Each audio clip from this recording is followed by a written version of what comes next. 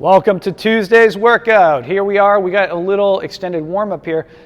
When it says extended warm-up, that means you should be doing something slightly before this. So doing your own joint warm-up, dynamic stretching, something, and then get into this extended warm-up. So this one is every minute on the minute for 6 minutes, and we're going to bounce between the two movement stations here. One, single leg box squats. These are pistols, but to a raised surface, so you're not going all the way down. And then 30 dumbbell hollow flutter kicks. Woo!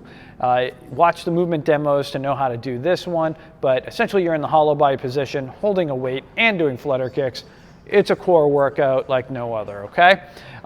So left and right is 1 rep. Okay, so you just keep track of your movements, just go back and forth. Now you can sub out 10 reps of controlled narrow squat stances. We did these last week instead of the box squats, okay? Let's get into our workout today. All right, so here we are with the workout. This is an ascending ladder here, so we're gonna add reps each round, okay? So you're gonna wanna have something to write down on for this. It's an AMRAP 16, as many rounds as possible in 16 minutes.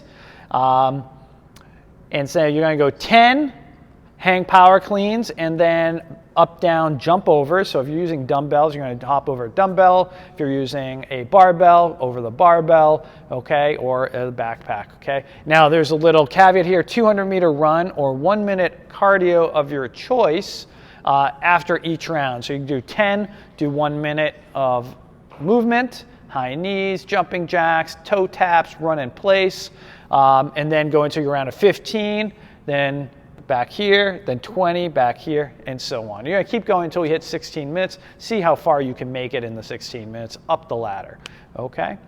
There is no finisher today, but have a good cool down, okay? So go through some nice dynamic stretching, foam rolling, and just take care of your body, okay? See you tomorrow.